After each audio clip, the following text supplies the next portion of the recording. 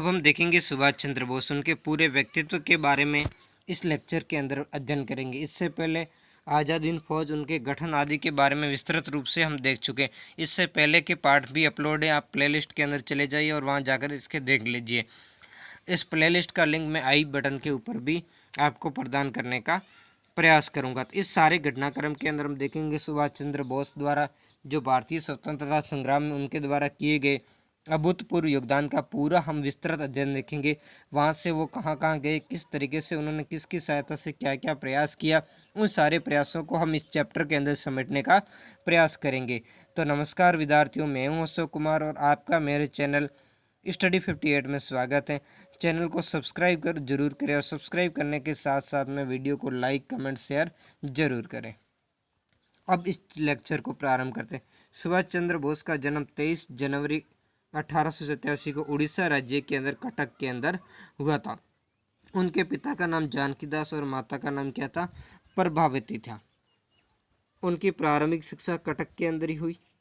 उन्होंने उस शिक्षा के लिए कलकत्ता विद्यालय से प्राप्त की थी, यानी 1919 के अंदर उन्होंने कलकत्ता जो विश्वविद्यालय है वहाँ से उन्होंने स्नातक की उपाधि प्राप्त की। और 1919 में स्नातक बनने के बाद 1920 के अंदर इन्होंने ICS की जो बहुत ही प्रतिष्ठित परीक्षा हुआ करती थी वो परीक्षा उत्तीर्ण की, यानी इस परीक्षा के अंदर बैठे और इस परीक्षा के अंदर उन्होंने योग्यता क्रम में चौथा स्थान प्राप्त किया था, जो कि बहुत ही अच्छा स्थान प्राप्त किया था।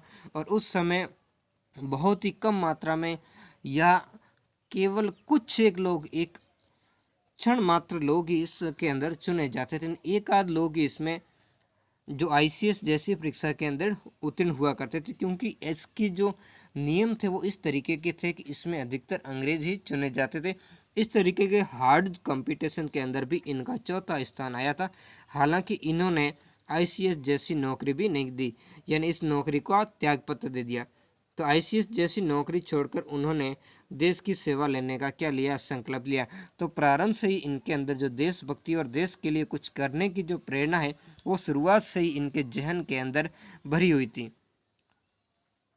इधर जब ब्रिटेन से वो कहाँ गए, उस समय जो ICS की परीक्षा कहाँ पर आयोजित की जाती थी, इंग्लैंड के अंदर।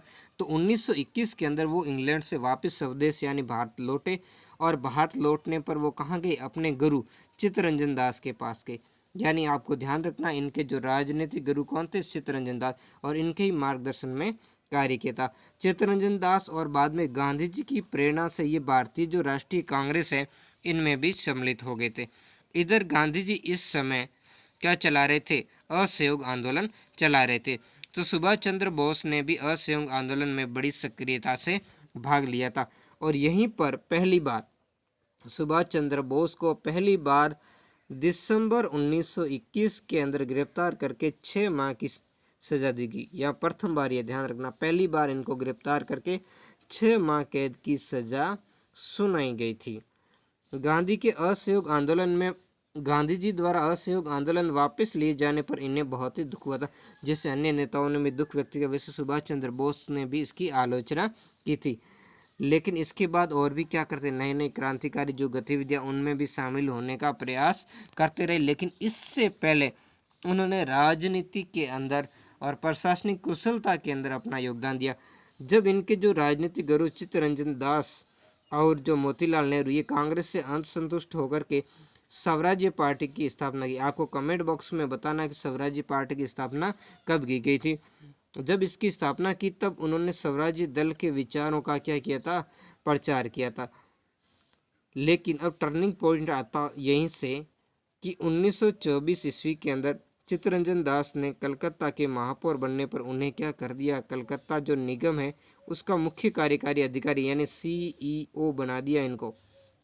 और बाद में चलकर के आगे चलकर के ये क्या बन गए, कलकत्ता के महापौर भी चुने गए थे। और इधर क्रांतिकारी गतिविधियों के कारण अंग्रेज सरकार ने इन्हें क्या कर दिया, यहाँ पर महापौर रहते हुए और बाकी सारे ये कार्य करते हुए भी इन्होंने क्या किया, क्रांतिकारी गतिविधियों में भाग लेना प्रारंभ किया था।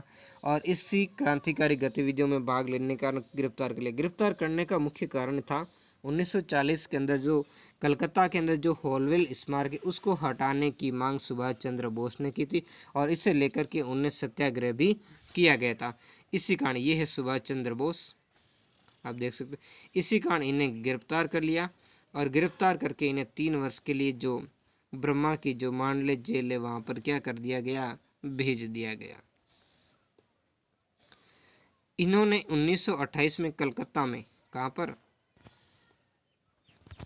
1928 के अंदर कांग्रेस का जो कलकत्ता अधिवेशन था में नेहरू रिपोर्ट, जो नेहरू रिपोर्ट 1928 के अंदर लाई गई थी, जिसमें ब्रिटिश सरकार ने क्या किया, पहले भारतीयों को चुनौती दी थी, वो ऐसे है तो भारतीयों को लिए ऐसा संविधान बनाए जो सबको सर्वमान्य। तो इसमें मोतीलाल नेहरू जी ने क्या किया था, उनकी अध्यक्षता में कमेटी का गठन किया जिसने एक संविधान का जो ढांचा है उसको बनाया था और इसी नेहरू रिपोर्ट के नाम से जाना जाता। तो नेहरू रिपोर्ट के अंदर जो उपनिवेशिक स्वराज्य की मांग की गई थी, तो इसका क्या किया था, यहाँ पर सुभाष चंद्र बोस के द्वारा विरोध किया गया और उन्होंने पूर्ण स्वाधीनता दिए जाने की बात की। औपनिवेशिक शासन यानी डोमिनियन स्टेट, जिसमें जो ऊपर तो शासन ब्रिटिश सरकार का रहेगा, जो आयरलैंड के जैसा डोमिनियन स्टेट की मांग की थी, लेकिन इसे सुभाष चंद्र ने नकार दिया कि हम तो पूर्ण स्वतंत्रता से कम कुछ भी नहीं लेंगे। तो सुभाष चंद्र बोस जो कांग्रेस के अंदर भाग ले रहे थे, तो इसी कारण सुभाष चंद्र बोस कांग्रेस का जो हरिपुर अधिवेशन जो गुजरात के अंदर 1938 में हुआ था उसके अध्यक्ष चुन लिए गए। अगले वर्ष कांग्रेस का अधिवेशन जो त्रिपुरी अधिवेशन जो मध्य प्रदेश के अंदर हुआ था 1939 में, इसमें भी कांग्रेस के वो अध्यक्ष चुन लिए गए। कांग्रेस के जो त्रिपुरी अधिवेशन, इसमें महात्मा गांधी के प्रत्याशी पट्टाभी सीतारमैया को उन्होंने पराजित किया। यानी यहाँ पर क्या था, कांग्रेस अधिवेशन के अंदर या कांग्रेस कमेटी के जो सदस्य थे उसमें महात्मा गांधी जी का क्या था, बहुमत था। और महात्मा गांधी जी ने क्या किया था, पट्टाभी सीतारमैया को क्या किया था, इसका अध्यक्ष बनाया था। लेकिन यहाँ स्थिति थोड़ी दूसरी होगी कि इनके गांधी जी द्वारा खड़े किए प्रत्याशी के सामने सुभाष चंद्र बोस खड़े हुए और वो कांग्रेस के एक अभूतपूर्व तरीके से कांग्रेस के क्या हो गए, अध्यक्ष चुन लिए गए थे।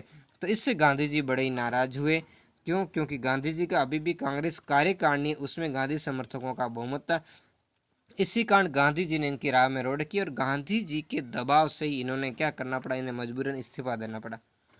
तो महात्मा गांधी से सुभाष चंद्र बोस के वैचारिक मतभेद थे, क्योंकि ये क्रांतिकारी विचारधारा के व्यक्ति थे और गांधी जी अहिंसात्मक विचारधारा के व्यक्ति थे।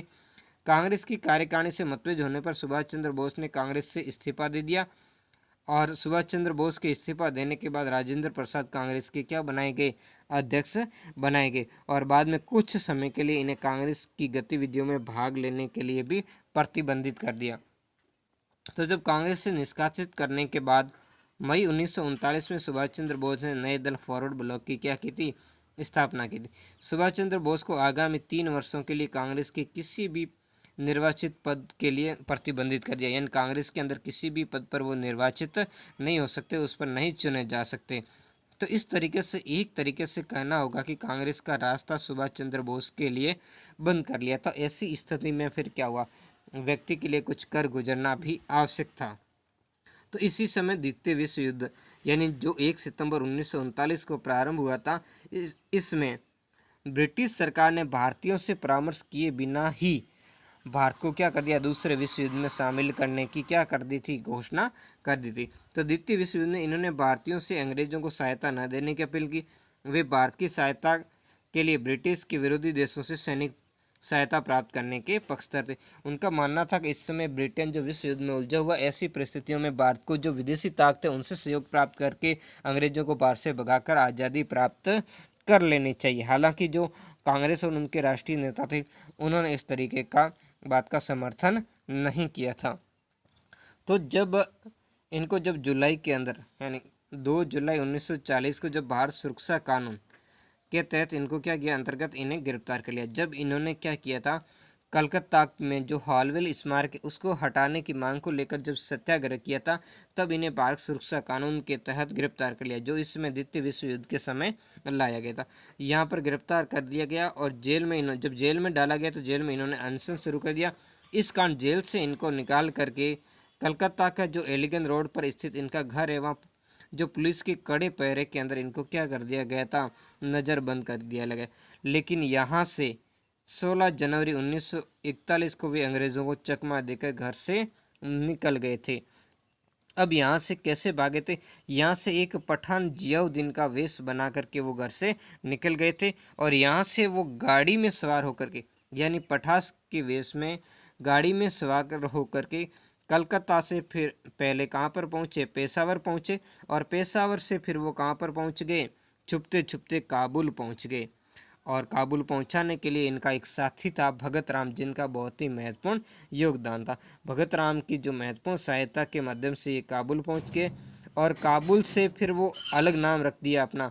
यहाँ से तो पठान जियाउद्दीन के नाम से निकले थे, लेकिन काबुल से फिर ऑरलैंडो मैनसोटा के नाम से वो रूस चले गए।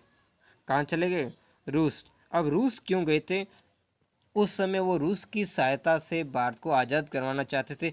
वहाँ वो रूसी नेताओं से मिले और उन्हें ब्रिटेन के विरुद्ध भारत को जो सहायता देने की मांग की थी। लेकिन इसी समय जो सोवियत रूस है वो मित्र राष्ट्रों की ओर से क्या हो गया था, दूसरे विश्व युद्ध में शामिल हो गया।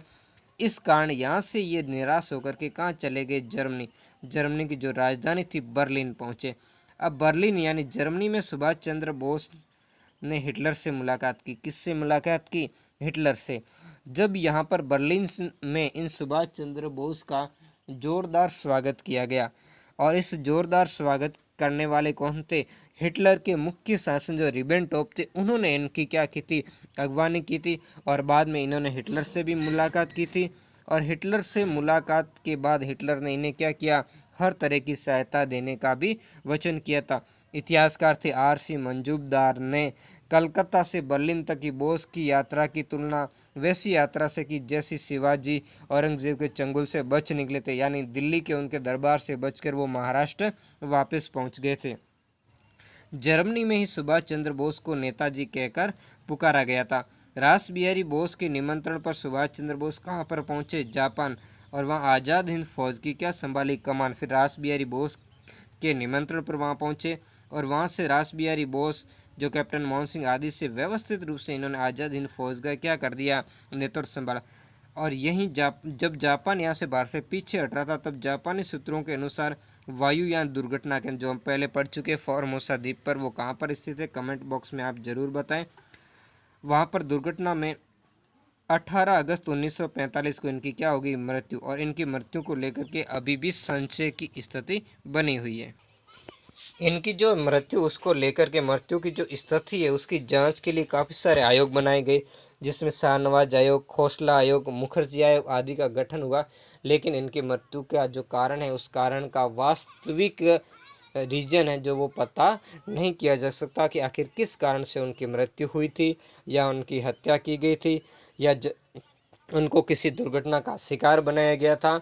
इस तरीके की कोई जांच नहीं हो पाई है। सरकार के पास भी इनसे संबंधित काफ़ी सारे कागजात हैं, लेकिन सरकार उन्हें अभी भी सार्वजनिक नहीं कर रही है। हालांकि जब वर्तमान मोदी सरकार, इसने पिछले कार्यकाल में इनसे संबंधित कुछ जो गोपनीय कागजात उनको सार्वजनिक किया था, लेकिन सभी को सार्वजनिक नहीं किया था।